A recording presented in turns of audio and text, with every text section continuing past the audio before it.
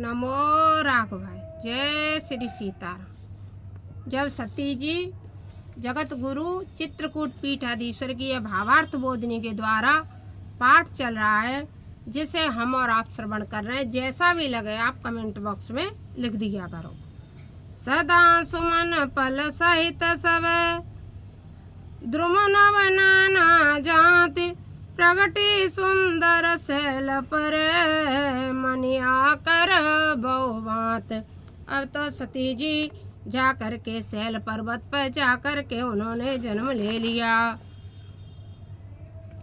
सरिता सब पुनीत जल बही खग मृग मधुर सुखी सब रही।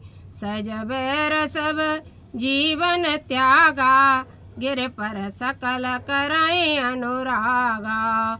सो शैल गिरि जाग्रह आए जिम जन राम भगति के पाए। नित नूतन मंगल ग्रह तासु ब्रह्मादिक गावै जस जासु। नारद समाचार सब पाए को तो कही गे सिदाए। शैल राज बड़ आदर कीना पद पखारे पादोदक दी। पद पखारे बर आसन दीना। अब तो सुंदर नदी बहने लगी। जब पार्वती जी का जन्म हो गया, मंगल हवाएं चलने लगी, सब देवता कल गान करने लगे। अब जब नारद जी को पता लगा कि पार्वती जी का जन्म हो गया, जो सती थी शिव की पत्नी बिनको अब वहाँ जाकर हिमाचल के ग्रह में जन्म हो गया है, तो अब नारद जी आ गए। नारायण नारायण नारायण करते हुए नारद जी वहाँ पधार गए। तो उनके हिमालय राज ने उनकी वंदना की, प्रणाम किया, हाथ जोड़े, क्योंकि साधु संत महात्माओं की हमेशा उनको प्रणाम करते रहना चाहिए। और प्रणाम करने के बाद, वंदना करने के बाद जा कर के उनको आसन बिछाया। संत आए तो पहले उनको चरण धो, उनको आसन बिछाओ और संतों का पूजन करते हुए, क्योंकि संत मोते अधिक संत जिमि देखा। संतों के साथ के संतों के संग लागे रे तेरी अच्छी बनेगी। संतों के बिना जीवन, चाहे गृहस्थ हो चाहे कोई वो, संतों के बिना जीवन नहीं है। इसलिए संतों के हमेशा चरणों में डले रहना चाहिए। जब भी मौका मिले संतों के संगत करना चाहिए। संतों के संग से हमारा जीवन बहुत अच्छा होता है, मंगलमय होता है। इसलिए नारद जी का आदर किया। नारे सहित मुनि पद सिर नहावा चले सलिल भय भवन सिचावा। निज सौभाग्य बहुत गिरि भरना सुता बोले मेली मुनि चरना। अब तो उन्होंने अपनी पत्नी को भी चरणोदक दिया। सब उन्होंने पर्वत पे अपना उनका नारद जी का चरणोदक छिड़का। त्रिकालज्ञ सर्वभाग्य तुम गति सर्वत्र तुम्हारी। कयउ सुता के दोष गुण मुनिवर हृदय विचार। हे नारद जी, तुम त्रिकालज्ञ हो, तुम संसार में भ्रमण करते हो, तुम्हारे समान संसार में कोई त्रिकालज्ञ नहीं है। इसलिए आप मेरी पुत्री के गुण दोष बताओ, इसका भाग्य कैसा है, इसमें क्या गुण है, क्या दोष है, मेरी पुत्री के बताओ। कय मुनि भी ऐसी गूढ़ मृदुबानी सुता तुम्हारे सकल गुण कानी। सुंदर सहज सुशील सयानी नाम उमांबिका भवानी। नाम उमांबिका भवानी। महर्षि नारद जी ने हंसकर गोपनीय और कोमल वाणी में कहा, तुम्हारी पुत्री सभी गुणों की खान, सुंदर स्वभाव और चरित्र वाली तथा चतुर है। इसके उमा अंबिका भवानी इत्यादि प्रसिद्ध नाम है। इसका नाम उमा है क्योंकि यह उ अर्थात शिव जी की माँ अर्थात शक्ति है। यह सारे संसार की कृपालु माता है। यह भव अर्थात शिव पार्वती जी की स्त्री अर्थात अनादिकालीन धर्म पत्नी है। अतः शिवस्य माँ शक्ति उमा अनुकंपिता अम्बा अंबिका भवस्य शिवस्य स्त्री भवानी। सबल लक्षण संपन्न कुमारी, होय संतत पियई पियारी। सदा अचल यही कर यही बाता, यह तेजस पे है पितु माता। यहाँ से जस पे है पितु माता। इसके कारण इसके माता पिता का यश फैलेगा। यह इतनी बढ़िया है, हमेशा अपने पति की प्यारी रहेगी। इसके ये गुण है आपकी पुत्री के। हो ये पूज्य सकल जग माई, ये सेवत कछु दुर्लभ नाई। यह कर नाम सुमेरे संसारा, प्रिय चढ़ी हैं पति व्रत सिधारा। जो स्त्री पार्वती जी की पूजा किया करेंगी, पार्वती जी का नाम लिया करेंगी, पार्वती जी पे जल पूजा अर्पण किया करेंगी, वे हमेशा स्त्रियां अपने पति की प्यारी रहेंगी। इसलिए अपने पति की प्यारी रहना चाहती हो तो हमेशा पार्वती जी की पूजा किया करो। आपके घर में लड्डू गोपाल हों बहुत अच्छी बात है, लेकिन एक छोटी सी बड़ी सी जैसी भी तीर्थ जाओ, किसी धाम में जाओ, एक पार्वती मैया की मूर्ति ले आओ और सौभाग्यवती स्त्रियों को अपनी पार्वती मैया की पूजा करती रहनी चाहिए। और वो सबसे बड़ी बात है कि पति से झूठ मत नहीं बोलना। अपने पति से झूठ ना बोलते हुए अपनी पार्वती मैया की सेवा करूँगी तो हमेशा अपनी पति की प्यारी रहूँगी।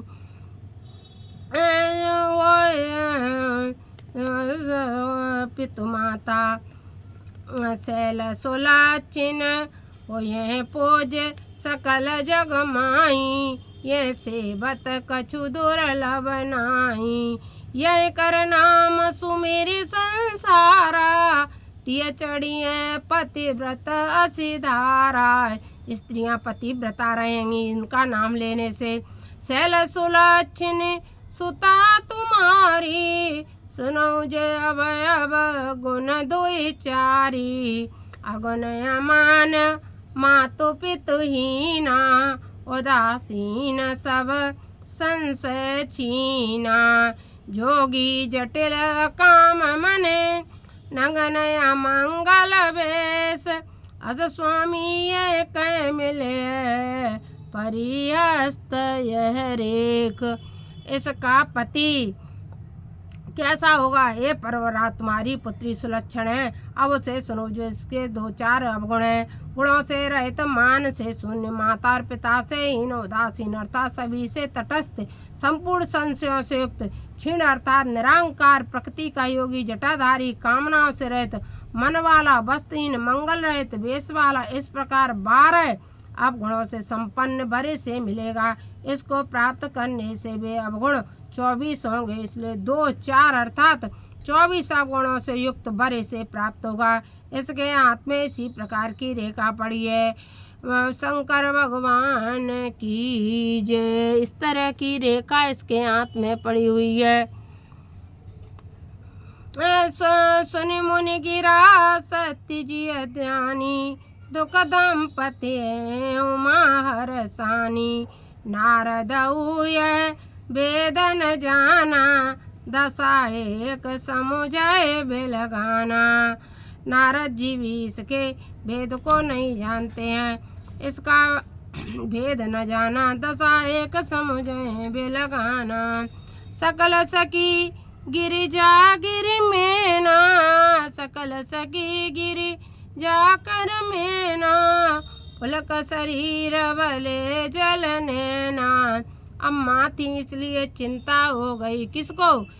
पार्वती मैया की माँ को चिंता हो गई कि अब 24 अवगुणों वाला पति मिलेगा मेरी बेटी को। हो नम्रसा देवर ऋषि भाषा, उमा सुवचन हृदय धरि राखा। उपजेऊ शिव पद कमल सनेऊ, मिलन कठिन मन संदेहू। लेकिन ऐसे भी पति को मिलने में संदेह नहीं होगा। जाते को अवसर प्रीति दुराई, सखी उचंग बैठी पुनि जाई, झूठ न होए देवर से बानी, सोचहि दंपति सखी सयानी। और दर धीर करय गिरिरायु, कयु नाथ का करिय उपाओ। कै मुनि सहिमवंत सुनी, जो विधि लिखा लिलार, देव धनुज नर नाग मुनि, को न मेटन हार। अब तो ने कह दई, अब नारद जी की बात तो सत्य होती, अब नारद जी की बात सत्य होगी ऐसा जान के मन में चिंता आ गई। लेकिन पार्वती जी तो मन ही मन फूल गई, वे तो समझ गई अब तो भोले बाबा में जरूर पति रूप में मिलेंगे। तदपि एक में कहु पाई, ओए करे जो देवसाई, जस बर में बर नौ तुम पाई, मिलिए मैं तब संशय नाई। और नारद जी बोले जो मैंने कहा है वही बर मिलेगा, इसमें संशय नहीं है। जे जे बर के दो सब खाने, ते सब शिवमय अनुमाने। जो विवाह शंकर सन होई, दोष गुण सब कहें सब कोई। जो असी से जसन हरि कराई, बोध कछु चित कर दोष न धरई। मातु कृसान सर्वरस खाई, तिन कहे मंद कहत को नाई।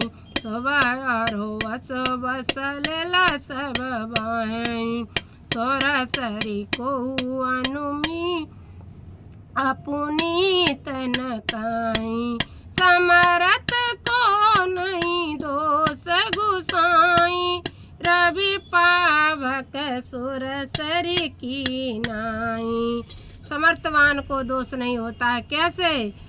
रवि को यानी सूर्य भगवान को, सूर्य को, रवि पावक अग्नि को, नदी को सुरसरी की नाई यानी गंगा नदी को।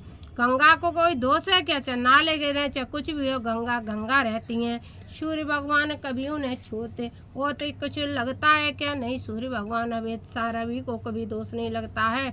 इसी तरह अग्नि को कोई दोष नहीं लगता है, चाहे उसे कोई भी छुए, मुर्दा भी छूता है, इंसान भी छूता है, उसे दोष नहीं लगता है। इसी तरह से शंकर भगवान को क्या दोष? समर्थवान है वो, तो उनमें क्या दोष हो सकते हैं? ये नारद जी ने कहा, जो अस ईर्षा करे नर, जड़ विवेक अभिमान पर, कल्प वरे नरक मऊ, जीव के ईश समान। या शंकर जी की वेशभूषा को देख करके उनसे कोई ईर्षा करेगा तो वो जीव नरक में पड़ा रहेगा।